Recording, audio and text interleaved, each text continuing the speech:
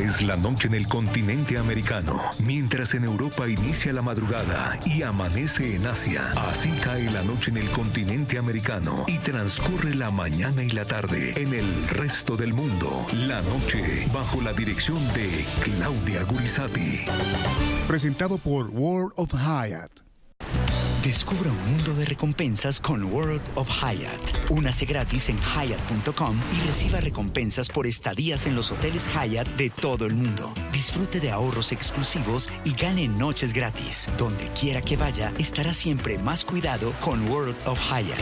Aplican condiciones. Obtenga más información y regístrese hoy mismo en Hyatt.com.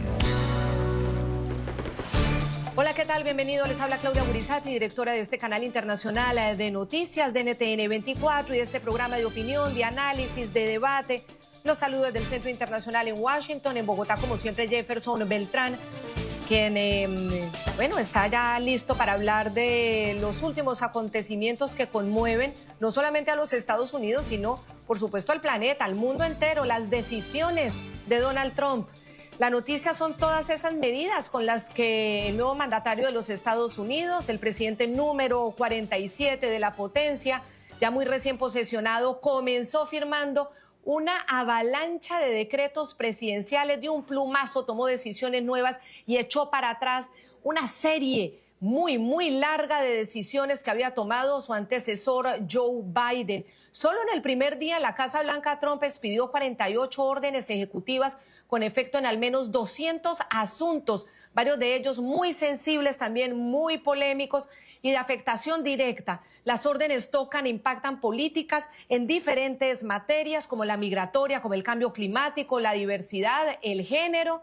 Muy claro también él en su discurso, no le sobró una sola frase, exponiendo realmente cómo iba a tomar la ejecución de todas esas políticas que había prometido. Jefferson, hola. Hola Claudia, como siempre un privilegio estar a tu lado. De entrada, lo primero que procedió a hacer el presidente de los Estados Unidos, Donald Trump, fue derogar 78 órdenes ejecutivas que habían sido firmadas por su antecesor, el demócrata Joe Biden. En las acciones revertidas está la que retiraba a Cuba de la lista de países patrocinadores del terrorismo. Esa fue una de las decisiones más importantes que tomó Donald Trump en su primer día de gobierno. No, le duró 6 días, Jefferson, ese es el punto clave, 6 días le duró la decisión a Joe Biden, porque lo hizo precisamente faltando muy pocos días, pues realmente ni siquiera alcanzó a tener efecto. Sí lo tuvo en la medida en que fueron puestos en libertad algunos de los prisioneros políticos, pero Cuba ya comenzaba a incumplir. Los mismos organismos de derechos humanos de Cuba decían que los prisioneros liberados, de todos los demás, de 200 presos liberados, apenas 50 eran presos políticos. Esta decisión de sacar a Cuba de la lista negra fue tomada por Biden solamente faltando 5 días para dejar el gobierno. Por eso digo que no duró ni 6 días la decisión. Al derogar la medida del demócrata, Trump retoma esta determinación que él mismo había adoptado en el año 2021 durante su primer mandato. La designación de Cuba como país auspiciador, propiciador, patrocinador del terrorismo obedeció como motivo muy importante a esa negativa de la dictadura, de la tiranía de Miguel Díaz-Canel, de extraditar a Colombia, de entregar a las autoridades colombianas a los cabecillas de ese grupo criminal del ELN solicitados por el gobierno del presidente Iván Duque, después de que esos jefes terroristas del ELN gozaran de protección del régimen cubano, pese a los graves crímenes que habían ordenado. Fue por el carrobomba, atroz ataque que mató a 22 jovenciticos cadetes de la policía en la Escuela General Santander en Bogotá y que enlutó a Colombia entero en enero de 2019. Orden ejecutiva decisión sobre Cuba. Para iniciar las políticas que harán que nuestra nación vuelva a ser unida, justa, segura y próspera, es política de los Estados Unidos restaurar el sentido común en el gobierno federal y liberar el potencial del ciudadano estadounidense. Las revocaciones contenidas en esta orden serán las primeras de muchos pasos que el gobierno federal de los Estados Unidos dará para reparar nuestras instituciones y nuestra economía. Quedan revocadas las siguientes acciones ejecutivas: el memorando presidencial del 14 de enero de 2025, certificación de la rescisión de la designación de Cuba como Estado patrocinador del terrorismo. Y en el programa de la noche están los protagonistas de la noticia. Vamos inmediatamente a Perico. Esto es una provincia de Matanzas. En Cuba está Félix Navarro, quien fue uno de los prisioneros políticos que ha sido liberado en los últimos días. Él recuperó la libertad, Claudia, el pasado 18 de enero. Es dirigente del Partido por la Democracia, Pedro Luis Boitel Abraham, y ha trabajado con plataformas como Cuba Decide y el Consejo para la Transición en Cuba. Félix, bienvenido al programa La Noche. Sí. Buenas tardes, digo, disculpe, buenas noches realmente a toda la audiencia y a todos los que me han hecho posible este encuentro con ustedes. He estado observando las declaraciones anteriores, pero bueno, ubiquémonos en el caso que ustedes quieren abordar conmigo. De Perico. Perico es un municipio de la provincia de Matanzas, donde vivo desde que nací en el año 1953. Tengo 71 años, en julio cumpliré 72. Y bueno, tengo una hija presa en estos momentos por la misma causa de la protesta que se desarrolló en la época del 11 de julio de 2021. Hoy mismo ella tuvo visita, su madre, mi esposa y yo estuvimos en ella. Así que le cedo la posibilidad de que me pregunten, me aborden la temática que deseen. Félix, vamos a ubicar a nuestros televidentes. Félix Navarro es uno de los disidentes, opositores, pensadores cubanos más importantes. Es también muy simbólico. Él hizo parte de la Primavera Negra cuando en ese terrible 2003 fue reprimido un grupo muy importante de intelectuales, escritores, periodistas, condenados a muchos años de prisión, y luego nuevamente en estas protestas del año 2021 ante la escasez absoluta y la falta de servicios básicos, fue vuelto a apresar junto con su hija. Es muy simbólico hablar con usted, Félix. Nosotros habíamos hablado con José Ferrer, también en su momento recién escarcelado, producto de esta negociación. El gobierno Biden sacaba a Cuba de la lista de países auspiciadores del terrorismo y ante el Vaticano se comprometía Díaz-Canel a liberar a 553. El Observatorio Cubano de Derechos Humanos dice que apenas van 130 liberaciones y que no son la mayoría presos políticos. ¿Usted qué opina de que Donald Trump en el primer día de gobierno en su posesión haya tomado la decisión de revertir lo que Joe Biden había determinado y volver a incluir a Cuba en la lista de los países que auspician el terrorismo? Usted como prisionero político, ¿qué opina de eso? ¿Y qué repercusiones puede tener? Bueno, realmente fue un golpe muy grande para las aspiraciones de quienes buscamos la democracia y la libertad para nuestra patria, para Cuba. Aquella situación que se dio alrededor del 13 o el 14 de este mes de enero, cuando nos hicieron la televisión cubana. Yo estaba preso en la prisión de Ahuica, ahí en Colón, Matanzas. Veo que la primera noticia se aborda de que Biden había eliminado a Cuba de la lista de patrocinadores patrocinadores del terrorismo. Esto Cuba ha tomado como bandera, el gobierno cubano, mejor dicho, los que representan a la dictadura castrocomunista, enarbolan esta temática como haciéndose las víctimas, pero realmente ellos son terroristas. Yo no vi con buenos ojos la decisión de Biden, independientemente que a continuación la segunda noticia fue que Canel, en su vínculo, sus relaciones con el Vaticano, desde su visita en el 2023 allá al Vaticano y su entrevista con el Papa Francisco, habían tenido ya ahora la decisión de cancelar a un grupo de 553 cubanos.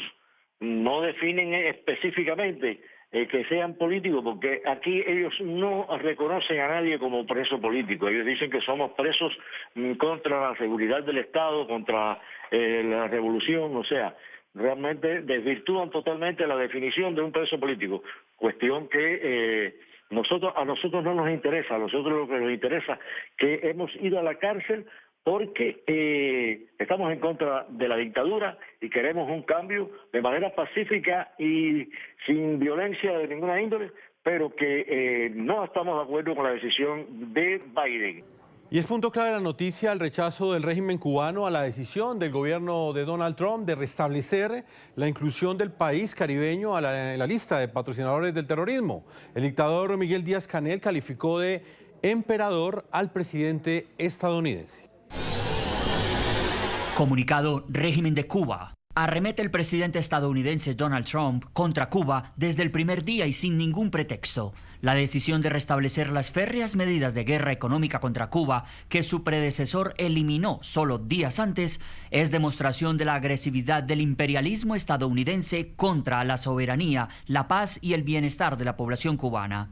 Entre ellas está la inclusión de nuestro país nuevamente en la lista arbitraria de estados que supuestamente patrocinan el terrorismo, designación que evidencia un desprecio absoluto a la verdad. Trump ha interpretado su llegada al poder como la coronación de un emperador. Claudia, y una de las noticias más importantes el día de hoy es la juramentación de Marco Rubio como nuevo secretario de Estado de los Estados Unidos. La nueva era, Trump, vislumbra un rotundo giro a la política de apertura y concesiones del pasado gobierno demócrata al régimen cubano. El 15 de enero, recordemos, en la audiencia de confirmación en el Senado como secretario de Estado de Estados Unidos, Marco Rubio en su momento, Claudia, ratificó también esa postura que siempre ha tenido frente al régimen dictatorial de Cuba. ¿Cree usted que Cuba es un estado que patrocina el terrorismo? Sin duda, y le diré por qué. Número uno, las FARC, los cuales son, saben, elementos de las FARC en Colombia. Ellos son una organización narcoterrorista. Empezaron como una organización ideológica y luego eran marxistas y se dieron cuenta que ganaban más vendiendo cocaína, así que están haciendo eso. Ellos tenían el apoyo completo del régimen cubano durante toda su existencia. Sabemos que Cuba ha sido amistoso a Hamas y a Hezbollah, abiertamente amigo de ellos. Sabemos también que el régimen cubano, por ejemplo, acoge no solo uno, sino dos estaciones de espionaje de otros países cerca a las costas de los Estados Unidos y entregan elementos de inteligencia y cooperan con ellos. También sabemos que tienen fuertes lazos con Irán también y con elementos terroristas con ellos. Y sabemos, de hecho, que hay fugitivos de la justicia estadounidense, fugitivos incluyendo asesinos de policías y otros que están activamente viviendo en Cuba y siendo protegidos fuera del brazo de la ley, protegidos por el régimen cubano. Hay cero dudas en mi mente que son un estado patrocinador del terrorismo. Sí, fue rapidísimo. Marco Rubio fue votado en el Congreso por unanimidad el mismo día de la posesión de Donald Trump. Esto fue absolutamente veloz. Unanimidad es que fueron los 99 votos a favor, hubo 0 en contra. El Senado inmediatamente aprobó su designación y hoy ya Marco Rubio ante J.D. Vance, el vicepresidente, juramenta e incluso envía un mensaje. La verdad resultó muy conmovedor porque en español perfectamente con acento cubano, como habla él, y haciendo gala de ese agradecimiento latino que tenemos a la familia y la importancia de la familia, habló de la alegría de sus papás en caso de que hubieran podido ser testigos precisamente de este gran logro. El primer latino, el primer descendiente de latinos que logra semejante posición en el gobierno de los Estados Unidos y por supuesto se lo agradeció a Donald Trump. Quiero darle las gracias a Dios, a mi familia que no está aquí con nosotros hoy, a mis padres que vinieron en este país en el año 1956 y el propósito de su vida fue que nosotros pudiéramos vivir los sueños que no fueron posibles para ellos. Es un honor increíble ser el secretario de Estado del país más poderoso y más bueno en la historia de toda la humanidad. Y es un gran honor y le doy las gracias al presidente Trump por esta oportunidad. Este es apenas uno de los puntos que estamos revisando hoy en el programa La Noche, de ese sinfín de decretos y de órdenes ejecutivas y de decisiones que ha tomado el presidente de los Estados Unidos, Donald Trump, revirtiendo muchas decisiones de Joe Biden que había tomado incluso a final en sus días antes de entregar su gobierno, el final de su gobierno, y decisiones nuevas.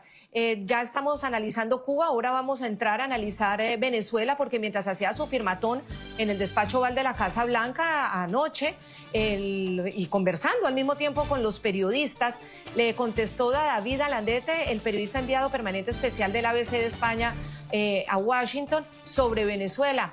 Y le contestó sobre el petróleo de Venezuela. No necesitamos más ese petróleo, no lo vamos a comprar. Vamos a una pausa, ya regresamos. Continuamos con La Noche por NTN 24, el canal de las Américas. Continuamos en este programa La Noche con lo que ha planteado el nuevo presidente de los Estados Unidos, Donald Trump, sobre Venezuela. En el momento en el que el nuevo mandatario de la potencia norteamericana firmaba sus primeras órdenes ejecutivas, fue preguntado por un periodista acerca de la situación de Venezuela y sobre si pensaba aún que Maduro debe irse del poder. El mandatario republicano respondió que Estados Unidos dejará de comprar petróleo de Venezuela. Sin embargo, Donald Trump no ha aclarado si esta medida implicará algún tipo de embargo. Escuchemos lo que dijo. De cambiar a Venezuela, de cambiar el poder allá, ¿todavía le interesa que Maduro deje el poder? Probablemente vamos a dejar de comprarle petróleo a Venezuela. No necesitamos su petróleo. ¿Otro embargo en el primer mandato? Podría ser, pero no queremos comprar. No tenemos que comprar su petróleo. Tenemos petróleo de sobra para nosotros. Eso cambiará bastante a Venezuela. Y el punto clave es que aunque la administración Biden no renovó en abril de 2024 la licencia 44, esa licencia 44 es la que autorizaba transacciones relacionadas con operaciones del sector petrolero y gasífero en Venezuela.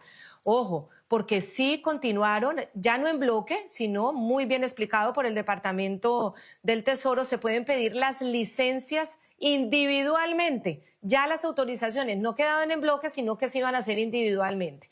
Y hay otras autorizaciones existentes, y una de las más importantes es la licencia 41, que no fue afectada. Por eso las críticas a Joe Biden, diciendo que efectivamente Joe Biden levantó sanciones, no impuso sanciones a la dictadura de Venezuela. Esa licencia, la de Chevron, que puede Chevron operar en Venezuela, ha logrado actividades de exploración. Producen diariamente cerca de 250.000 barriles de petróleo en Venezuela, y esto le representa a Maduro un 30% de los ingresos que necesita el funcionamiento del régimen. Aquí en La Noche hemos consultado muchas fuentes, Jefferson, sobre el impacto que tiene esa licencia de Chevron económicamente. Según fuentes consultadas por el programa La Noche, la licencia a la multinacional americana le permitió ingresos al régimen venezolano por cerca de 8.000 millones de dólares entre el año 2023 y el año 2024. Dentro de todas las decisiones y las órdenes ejecutivas que ha firmado desde el momento de su posición Donald Trump, ese de resaltar la del endurecimiento de las políticas estadounidenses frente a la crisis migratoria. Esto implica cambios radicales de política en la frontera sur de los Estados Unidos, es decir, en la frontera con México. Donald Trump declaró la emergencia nacional en esa frontera con México para desplegar militares y controlar el paso irregular de migrantes. Además, firmó una orden que busca frenar el otorgamiento automático de ciudadanía para los hijos nacidos en Estados Unidos de inmigrantes sin documentos, entre otras medidas. Se detendrá inmediatamente toda entrada ilegal y comenzaremos el proceso de devolver a millones y millones de extranjeros delincuentes a los lugares donde vinieron.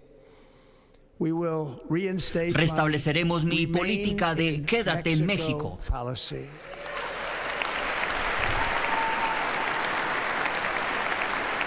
Terminaré con la práctica de atrapar y soltar.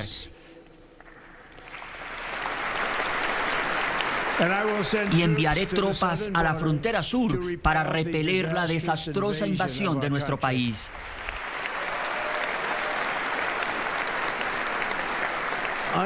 Según las órdenes que firmé hoy, también designaremos a los cárteles como organizaciones terroristas extranjeras.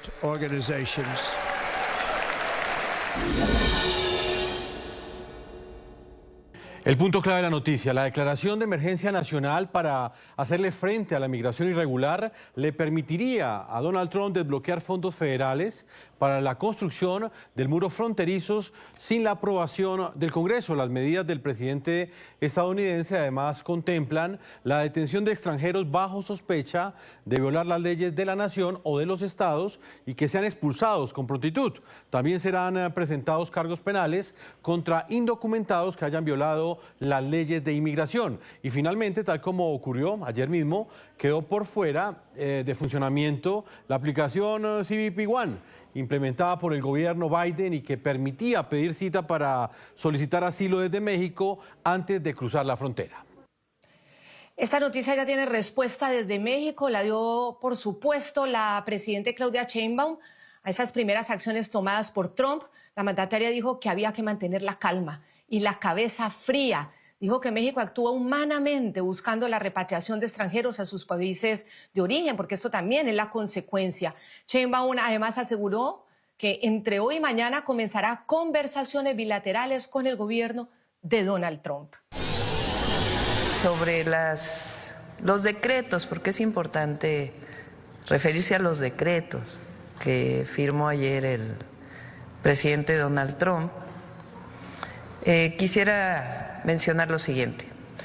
Al primero, que tenga la certeza el pueblo de México que siempre vamos a defender nuestra soberanía y nuestra independencia. Es importante siempre tener la cabeza fría y referirnos a los decretos firmados, más allá del propio discurso.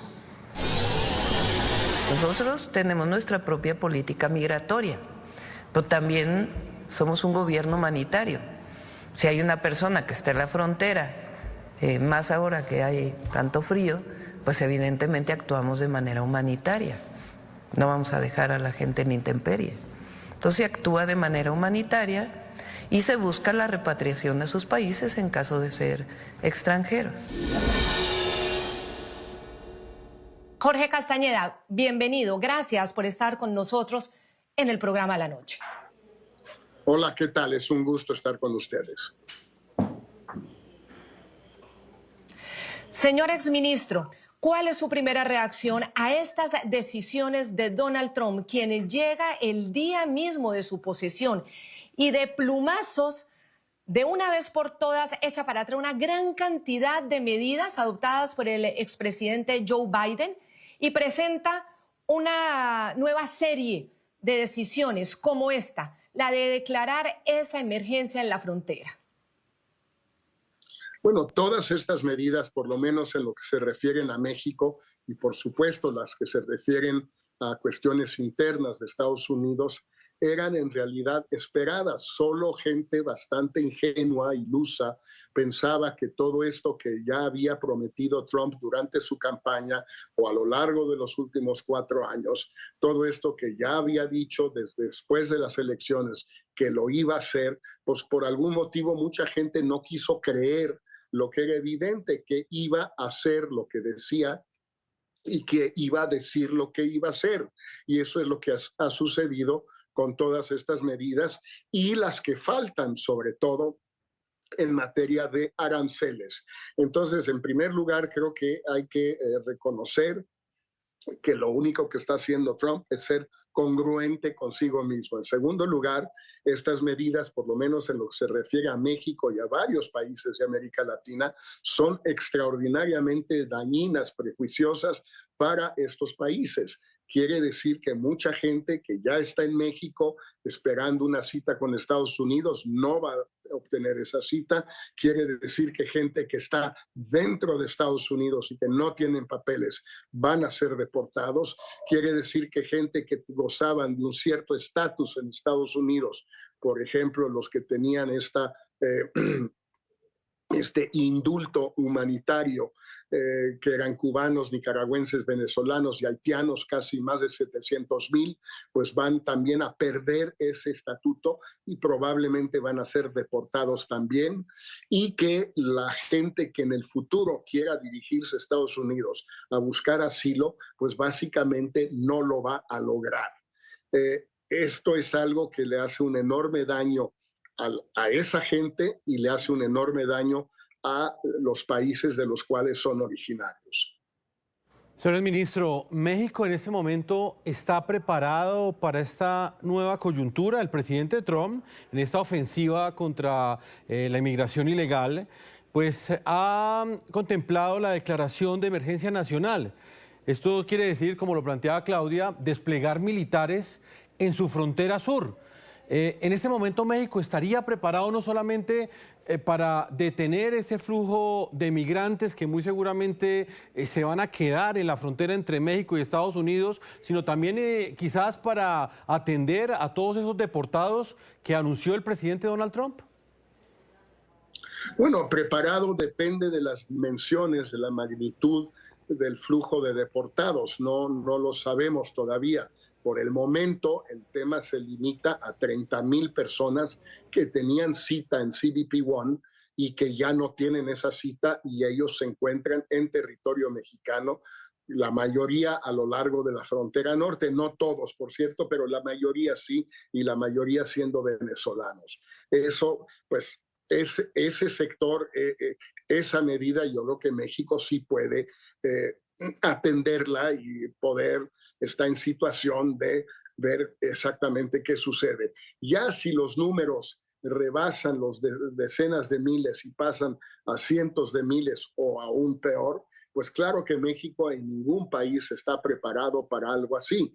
Es una enorme cantidad de gente, ustedes en Colombia lo han vivido con los venezolanos que han llegado a lo largo de los últimos 10 años o más. Y entonces, pues sí, ningún país está del todo preparado. El gobierno ha tomado ciertas medidas de preparación de albergues, de preparación de comida, alojamiento, vestido, seguridad, que es muy importante, sobre todo en la franja fronteriza mexicana. Entonces, algo está haciendo, pero mucho va a depender de la magnitud del flujo.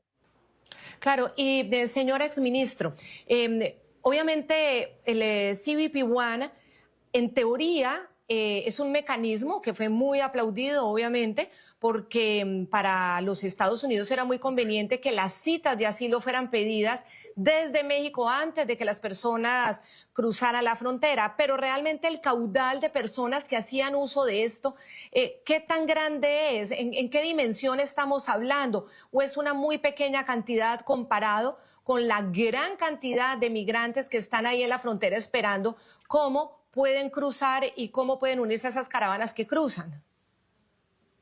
Bueno, no lo sabemos, o por lo menos yo no lo sé, pero creo que no se sabe a ciencia cierta. El número de personas con citas que fueron canceladas hoy son 30,000, como ya le comenté. Estas 30,000, la mayoría se encuentran en la franja fronteriza, pero los hay en todo el país porque desde hace varios meses la aplicación CBP-1 funciona no solo en el norte de México, sino también en la Ciudad de México e incluso en algunos estados del sur-sureste. ¿Cuánta gente hay, además de los 30,000 que acaban de perder su cita? Difícil saber, pero probablemente estamos hablando de varias decenas de miles, si no es que más de 100,000. Probablemente ya haya más de 200 o 300,000 extranjeros en México que están esperando no su cita en CBP-1, pero que están en México buscando irse a Estados Unidos solicitando asilo o cruzando sin papeles. Pero lo iremos a saber. Pero ese es parte del problema. La otra parte, que es más grave en cierto sentido, son los que van a venir de Estados Unidos, es decir, los mexicanos y los no mexicanos que van a ser deportados a México porque sus países probablemente no los quieran recibir. Claro, y ahí ese es el gran problema para México. ¿Qué hacer con ellos? ¿A dónde enviarlos? cómo devolverlos a sus países de origen y las consecuencias que esto puede tener para muchas personas. Hablemos de los venezolanos, que se convirtieron en uno de los que más buscaron el paso fronterizo el año pasado cuando se vivió esa crisis profunda. Se convirtieron en un solo mes, ellos llegaron a ser los protagonistas del paso de El Darién, de la selva del Darién entre Colombia y Centroamérica, luego entrando a México. ¿Cómo devolver a unos venezolanos a un régimen que es un régimen castigador, totalitario, abusador de los derechos humanos? Ahí la presidenta Claudia Sheinbaum tendrá, pues obviamente, lo que decimos coloquialmente, una tremenda papa caliente en sus manos, sobre todo en la retórica de que el gobierno de México defiende las libertades y los derechos de las personas. ¿Cómo podrá actuar ella frente a esto? ¿Cómo lo analiza usted? Bueno, es como usted dice, una papa caliente. Le decía yo que de los 30,000 que se les cancelaron su cita, el CBP-1, parece que la gran mayoría, más de 20,000, son venezolanos. Entonces, pues para el gobierno de México, empezando con ellos, no se limita el problema a ellos, pero empezando con ellos, el reto es qué hacer. Bueno, hay la posibilidad de darles papeles y que permanezcan en México y trabajen en México, vivan en México. Algunos tratarán de llegar a Estados Unidos sin papeles, lo lograrán o no lo lograrán, ya lo veremos.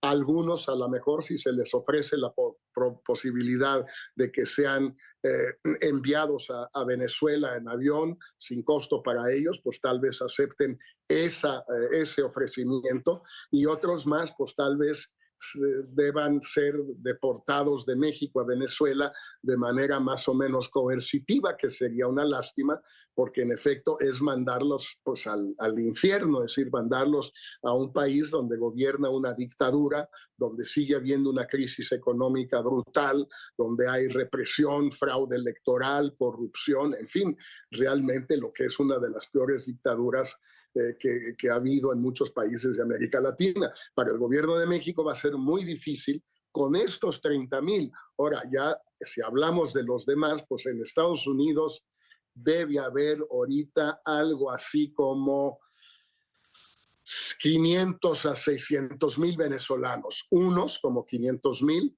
con el estatuto de TPS, de protección temporal, y otros más o menos pues que serán unos 200,000, 250,000 con el estatuto de indulto humanitario, palabra humanitaria. Y pues esos, no sabemos si Trump va a suspender el TPS como ya suspendió el CBP-1 y ya suspendió el indulto humanitario. Si sumamos a todos los venezolanos que hay en Estados Unidos, pues pueden acercarse a los 700, 800,000. ¿Qué va a hacer Estados Unidos con ellos? Pues sí, una posibilidad es que Estados Unidos negocie con Maduro y que a cambio de ya coexistir con la dictadura venezolana, pues Estados Unidos pueda enviarlos a todos a Venezuela. Pero si eso no sucede, pues el lugar lógico para enviarlos es a México. Y entonces México va a tener que tomar una decisión muy dolorosa, desgarradora, que es aceptarlos o no.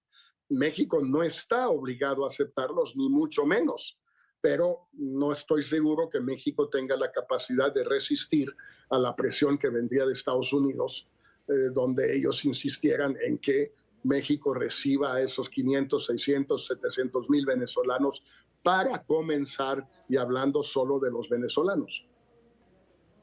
Claro, señor exministro Jorge Castañeda.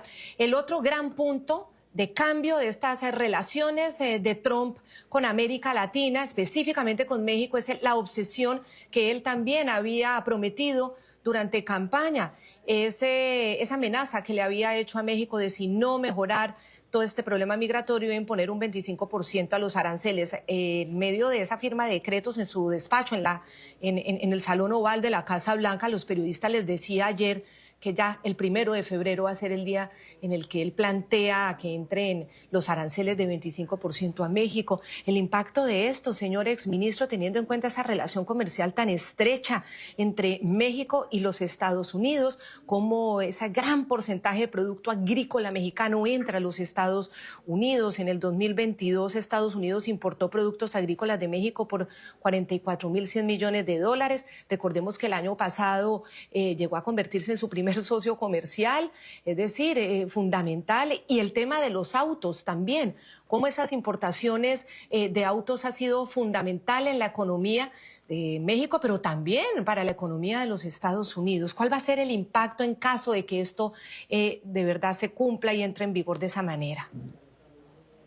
Pues mire, es difícil saberlo porque no sabemos al día de hoy si el presidente Trump va a imponer aranceles a todos los productos mexicanos exportados a Estados Unidos o si va a ser un arancel selectivo a algunos productos. Obviamente, si es a todos, tendrá un impacto devastador, demoledor para México, porque en efecto 80% de las exportaciones mexicanas se encaminan a Estados Unidos. Entonces, esa es una primera pregunta. ¿Va a ser a todos los productos o va a ser a algunos? Segunda pregunta, ¿cuánto va a durar?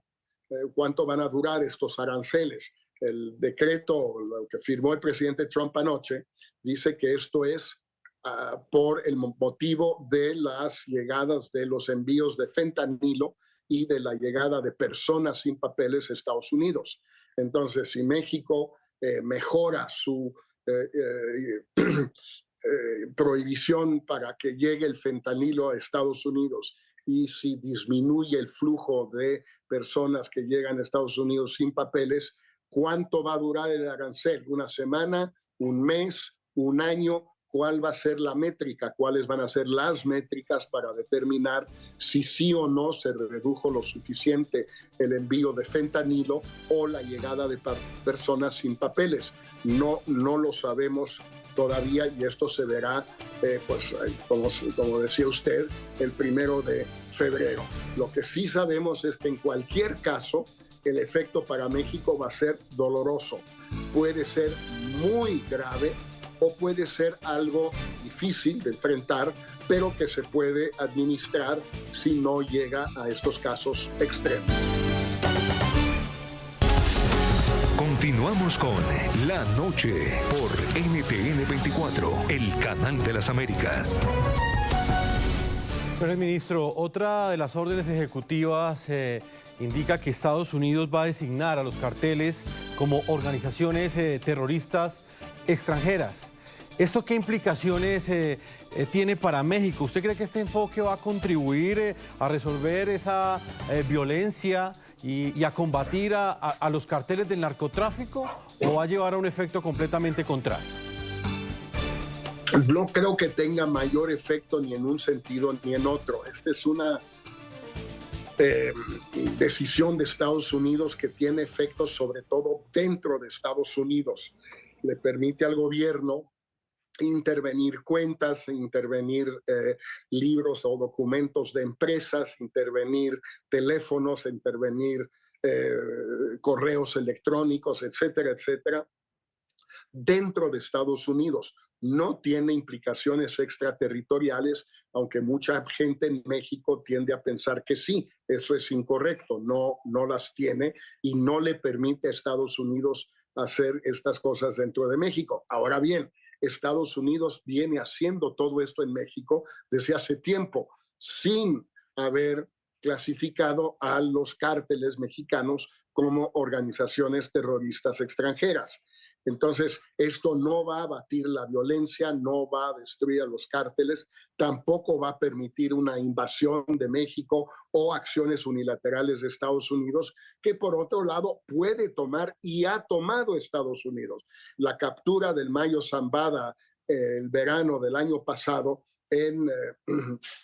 saliendo de Sinaloa y luego llegando a Nuevo México, claramente tuvo una participación, una injerencia de Estados Unidos. No sabemos todavía a qué grado la presidenta Sheinbaum le pidió primero al presidente Biden y luego al presidente electo Trump que le dieran información al respecto. No se la han dado, pero es evidente que Estados Unidos sí tuvo alguna participación en dicha captura, y eso mucho antes de que se haya clasificado a los cárteles como organizaciones terroristas extranjeras. Señor exministro, usted que es un gran articulista en muy prestigiosos diarios, estamos hablando del New York Times, del País de España, si le tocara catalogar o describir qué significa esta nueva era de Trump en el poder frente a nuestros países, frente a América Latina, ¿cómo nos lo podría resumir aquí en lenguaje televisivo? Mire, simplemente decir, en primer lugar, son medidas, decisiones que alteran radicalmente el tablero con México, el tablero con los otros países generadores de flujos migratorios, el tablero para Panamá, desde luego, aún de una determinada manera, no sabemos todavía cómo, para Venezuela, para Cuba, para Nicaragua, para las tres dictaduras, pues. No lo sabemos todavía, pero también altera el tablero, y lo altera de una manera muy dañina, muy nociva, muy perniciosa para los países de América Latina. Ahora bien, Estados Unidos tiene el poder para hacer todo esto. Habrá mucha resistencia dentro de Estados Unidos, habrá juicios, habrá impugnaciones, recursos jurídicos contra muchas de estas medidas, pero por lo pronto esto crea una situación de extrema gravedad para muchos países latinoamericanos, pero desde luego principalmente para México. ¿Qué implica en este momento ese primer día de gobierno de Donald Trump? ¿Cuál cree usted que fue el mensaje que él envió, no solamente a nivel interno, sino a nivel internacional? Y no me refiero únicamente a estas medidas que hemos estado analizando, sino también al discurso que emitió en sus primeras horas de gobierno. Mire, para concluir, sí diría que sus dos discursos el día de ayer, más el conjunto de órdenes ejecutivos o de decretos o de otros documentos que firmó el día de ayer, la noche de ayer, y algunas de las decisiones que ya tomó hoy en la mañana, nos dicen dos cosas muy rápidamente. En primer lugar, que este es un gobierno extraordinariamente conservador en Estados Unidos, conservador en lo interno, conservador en lo externo, o si prefieren, de extrema derecha. Esa es una realidad, a mucha gente le parece bien, a otros no, pero creo que es una realidad difícil de controvertir. Y en segundo lugar, que Trump va a ser gran parte, una gran parte de lo que dijo, de lo que anunció, de lo que pronosticó. No todo el tiempo, no en todos los temas, y no todo resultará factible poner en práctica, porque habrá, como dije, resistencia. Pero por lo pronto está mostrando un alto grado de congruencia Trump con sus propios pronunciamientos anteriores, y es hora de tomarlo en serio para los pronunciamientos que vienen. Yo les agradezco mucho la oportunidad de conversar con ustedes, y bueno, estoy a sus órdenes para seguir conversando en el futuro. Claro que sí, señor exministro Jorge Castañeda. Nosotros queremos, por el contrario, agradecerle este tiempo extendido que estuvo con nosotros. Lo despedimos. Una sola frase final, ya que la presidenta de México va a empezar las conversaciones bilaterales. ¿Cómo hacer para que sean serias esas conversaciones? Por definición van a ser serias. Todo con Trump es serio.